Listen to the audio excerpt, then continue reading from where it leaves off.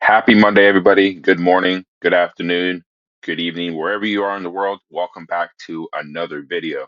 So, in this video, we got a few things that I do want to talk about here. As you see on the screen, we're going to react to this brawl between, and I don't want to butcher the names, but it was in the Brazilian League final. I think it was yesterday. Absolutely chaotic scenes that we saw there, along with getting into a tier list that I think we need to talk about when it comes to the current squad at Chelsea. I saw a YouTuber do it yesterday. I was pretty intrigued with his choices and where he put certain players. So I'm going to go ahead and do my own tier list and show you which players I think need to stay, leave, and which players are just not for sale. And also getting into the PSG versus Chelsea preview. The press conference is tomorrow, so we'll know more team news tomorrow. But I need to get my preview out because I don't think I'm going to have the time tomorrow to get out a preview. So if you like these kind of videos, drop a like, comment, sub, do what you all got to do. I appreciate all the support lately. But let's go ahead, man, and just react to this Brazilian League final brawl that happened yesterday, where it looks like Cruzeiro. Hopefully, I didn't butcher that for any of the Brazilian people watching. And Mineiro. I'm sorry if I butchered that, guys, but um, it looks like it's the Brazilian League final, the 6th minute of added time in the second half. So this is absolutely nuts here.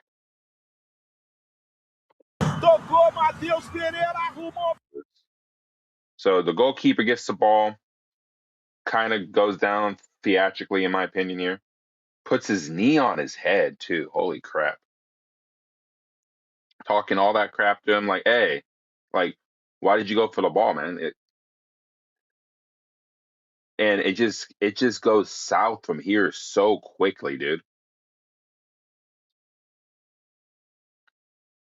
That is the one thing though that like I will say about like players that do play in South America is the physicality in that league is outrageous, bro.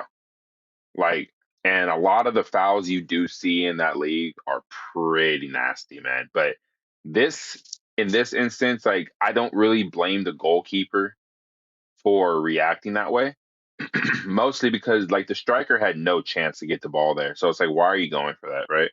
You're not going to draw a penalty out of this. You have like coaching staff telling these players, look at Hulk, bro. Look, he got kicked in the stomach. Boom. Oh, he's trying to throw clubs at him. Bro, this is honestly like a UFC fight, dude. Or like just like the Royal Rumble. This is nuts. But I do think where the goalkeeper went wrong here was putting his knee on the striker's head. I think that was a little uncalled for. Yeah, I mean the striker shouldn't have went for the ball there, but in my opinion, you don't need to put your knee on the guy's ear essentially. Like, what do you do? Trying to kill him? Like, I don't know about that.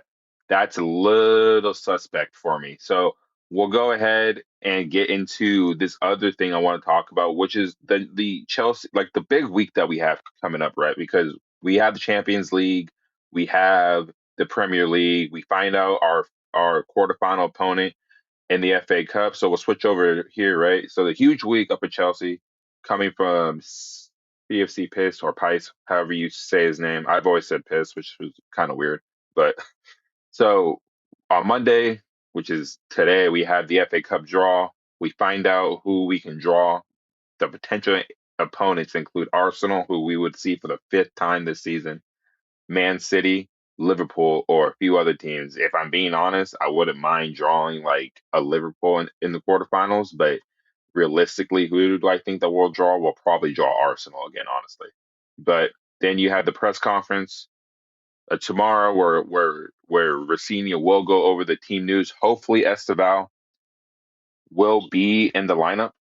I'm hoping and praying because we sorely miss this guy. The creativity he has and the risk taking and the chaotic nature that he brings onto the pitch and the joy he brings on the pitch is something that we're missing right now. Wednesday, obviously, is the big game. PSG away. Out here on the West Coast, it starts at 1 p.m. So a pretty late kickoff in the day for us.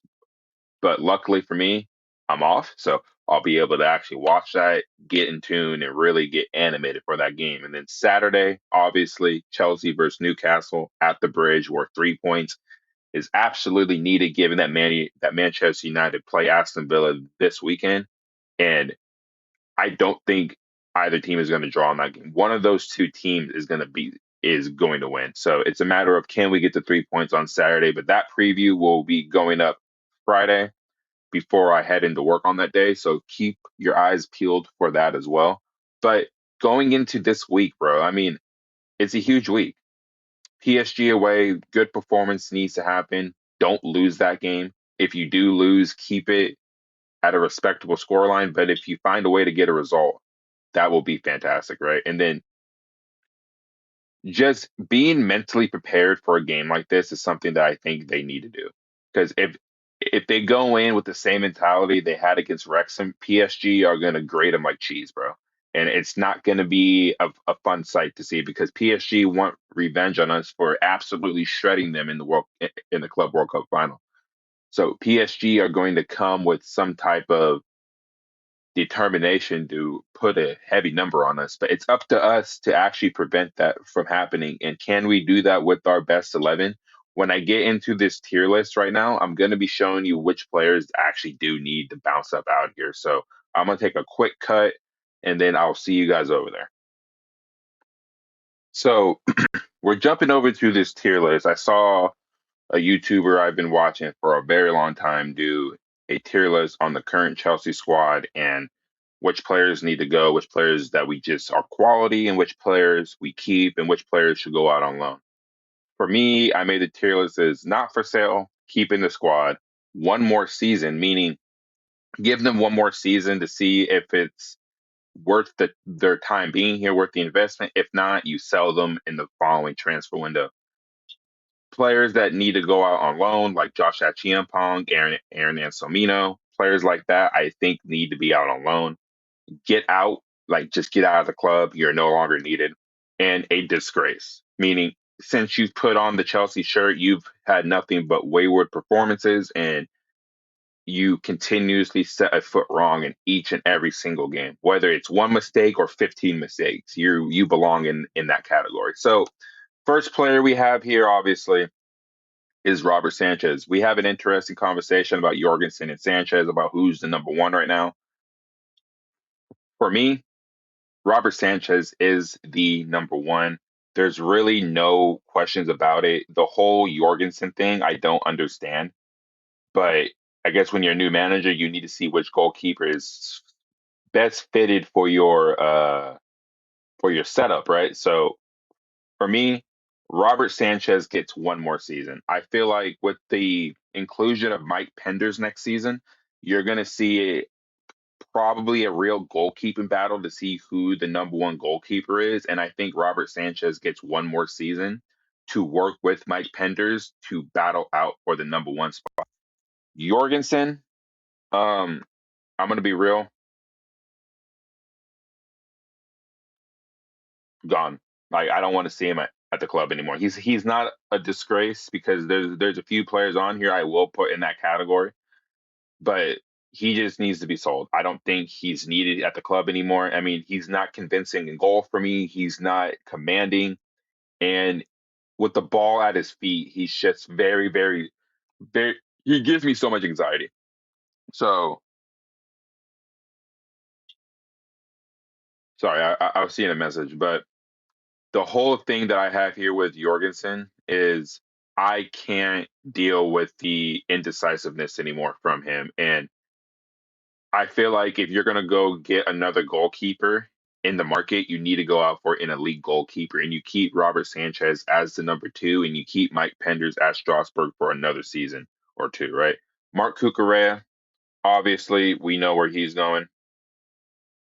Hopefully, not on loan. Let me go ahead and move this up a little bit. Not for sale. No questions asked. He's the best left back in the Premier League when he's fit. People don't like the shithousery he has on the pitch, but it's just part of his game. The best fullbacks in modern history are able to get in opposing players' head, and that's what Mark Cucurella does. He gets in your head, he plays physical, he's no nonsense, and he's decent going forward. So that's somebody that you need in the squad, and he's not for sale for me. Tosin, a disgrace. Do we really need to talk about Tosin here? No. Benoit Badiashile. I'm gonna put get out. He's had good performances with us, but I feel like he's just not built to wear the Chelsea shirt, and he doesn't have enough quality as a center back to be in that back line where we're leaking goals for fun right now, bro. And if he continues to play, we will continue to leak goals. But it's really just it's a mental thing with these guys when it comes to being in the back line. Levi Colwell, um, you know, it's an interesting one for me. I would probably say keep in the squad only because we don't know how he's going to come back from injury. So I'm not going to put not for sale because when he was fit, if he was playing all season, and I don't think we're leaking as many goals, and there's a leader back there, but I want to see how he comes back for injury first before we make a decision on if he gets sold, but which I don't think we'll ever really sell him, but keep him in the squad, right? Because we do need another center back because the amount of center backs we have, none of them are quality besides Levi Colwell, in my opinion. Joel Hata, I'll give him one more season. He's young. He's a backup to Mark Cucurella, but I will still give him one more season to see how he really, you know, really gets on in the Premier League. Trevor Chalobah, one more season. I feel like he's not getting the benefit of the doubt being from the academy and also being sent out on loan at Crystal Palace last season. He came back a better player, but I think that for Chelsea to really take that next step and to try to win the major honors, you need to upgrade at the center back position. So I give him one more season along with signing a center back and keep him in the squad, but give him one more season to see how he's actually going to react to an elite center back being in the squad. Reece James, we all know where he's going. I mean, I'm not going to sit here and entertain a sale. Malo Gusto, I listen. We're keeping you in the squad as well. Wesley Fofana, I'm giving one more season. One more season. Um, for me, he's a bonehead. For me, he's too unpredictable for me as a center back. And if I'm being real, I feel like the 60 something million that we spent on him could have been spent somewhere else. And he's only playing more consistently this season because he's got a hold of his injuries. But I still don't think that he's the most reliable player going forward for us to actually go win the major honors. Josh Achiampong, we're going on loan here. He needs a loan, man. I mean, we can't continue to play him every other 5 games. He needs a loan. He needs consistent game time, and that's what he needs. But that's what he desperately needs, in my opinion. Enzo, mother freaking Fernandez, we're gonna keep him in the not for sale. He's not for sale. A lot of people will probably put him in the one more season, keep in the squad, or even get out. And some people would say he's been a disgrace, which I don't understand that thought process. But he's not for sale. I don't need people telling me why we should sell him. You take Enzo Fernandez out of this team, we're not the same team. And I don't think people really understand that. And if you don't understand that, I'd be happy to explain to you guys why in a separate video why Enzo Fernandez is actually one of the most important players in the team and why we're better with them in the lineup. Asugo, I'm gonna be real, bro. I I send him back on loan. I mean, I don't think he's ready yet. And plus, the injuries have really gotten to him. So I want to see him go out on loan and keep developing. You have Andre Santos, you have Labia, you have Enzo and Caicedo. I think you have enough midfielders in there. Andre Santos, you're keeping um, in the squad. Obviously,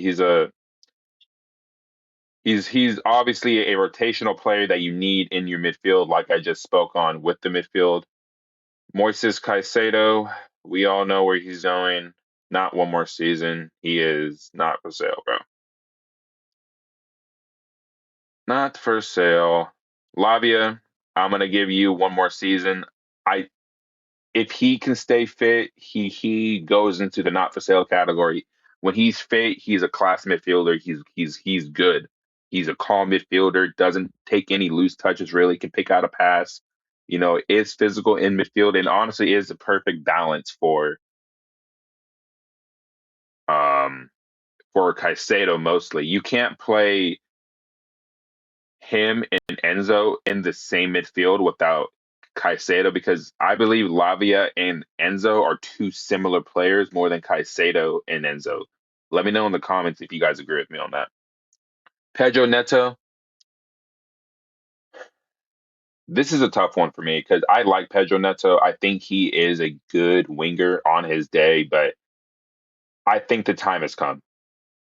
I think the time has come where you probably do need to get sold in the summer. I think that there is an opportunity. If you sell them, you can reinvest that money and actually go get the players you need. So for me, Pedro Neto, especially this season, has just been a hit or miss, and I can't have the inconsistency on the wings. Liam Delap, a disgrace. It's been horrendous. There's no excuse to be this poor. Gonzalo Higuain, when he came in 2019, was poor. This is just next level terrible. So yeah, no, Liam Delap, in my opinion, does get sold in the summer. I think Premier League teams are gonna come swarming for his services, right? And I think he's gone in the summer. Obviously, the Iceman, we're gonna keep in the squad. No, come on, bro. We might have to just put him at the number one. The guy's not for sale. Manchester United, Real Madrid, all these bigger clubs that are going to be trying to come in. Man United aren't a bigger club, but anyway, Palmer's not for sale. I don't think he'll ever be for sale, to be honest with you. So no questions about that. Jamie Gittins, we're gonna sell you. I don't really need to explain why I feel that way. I just feel like it's just Raheem Sterling 2.0, honestly. João Pedro, not for sale, not happening. Sorry, guys. Tyreek George is already gone. Mark Gue, he needs to be sold. I don't think it's ever going to work here at Chelsea. He's not even on the team anymore. Esteval, one more season. No. Esteval, not for sale. Garnacho, you know what? A lot of people aren't going to like this, but I'm giving him one more season. I think he deserves one more season. I mean, with the manager change, I feel like he gets a full season under Rafinha. I do think he will actually do pretty damn well. If I'm being honest, I need to do something real quick. And the last player, Mikhailo Mudryk. So this is a guy that I keep on saying that if there's a possibility that he can come back, you re-enter it and back in the squad. And I would even say I would start him over Garnacho and Jamie Gittins and Pedro Neto right now. If he was in the squad, Mikhailo Mudryk for me would be the starting left winger at Chelsea. But with the doping allegations and everything like that, we don't know when we'll see him again. But I'm gonna be real. Whenever he comes back, you're keeping him in the squad. You're keeping him there. Why? Because the unpredictability that he has, I feel like you need on the wings, and his pace alone, you need that in the squad. If he can just work on the technical part of his game, I feel like Mikhailo Mudryk would be an insane left winger that nobody really wants to deal with. So this is my tier list right here. And what do you notice about the tier list, right? The players that aren't for sale are the only quality players that we have on the team, right? One thing that I noticed yesterday when watching this tier list video was you should probably have about 13 to 14 players with quality in that team. and then you fill out the rest of the team with good players that have some quality, but can obviously be improved, and then a few young players, right? This squad does need some type of improvement. If they want to win the major honors, they need some type of improvement. Now, I said I was going to do the PSG versus Chelsea preview in this video. I'm probably going to hold off on that. Probably, like I said, I might not have time tomorrow, but if I do, you will see that video pop up tomorrow. I do want to see the press conference and see what Rafinha has to say first, but keep your eyes peeled for a few other shorts later today, just going over my reaction to this tier list right here. And also, give me your guys' thoughts on the tier list. Who do you think I got wrong on this? Who would you guys move in certain areas? And also, for the players that are in the get out like portion, right? Specifically Pedro Neto. Am I crazy for saying that we need to sell him, or do you guys agree? Let me know in the comments. I'm gonna get out of here. I gotta start getting ready for my work day. Just look out for these shorts later. I will post them in a little bit. There are some news topics I want to talk about via shorts. So yeah, drop a like, comment, sub, bell notification, ring those if you're subbed, and if you aren't subbed, hit that red button, man. I do upload frequently. And with that being said, guys, I'm gonna get out of here. This is Jason, no filter Chels. Up the Chels, keep the blue flag flying high, and hopefully on Wednesday we can pick up that result against PSG. But yeah, guys, I'm out. Peace.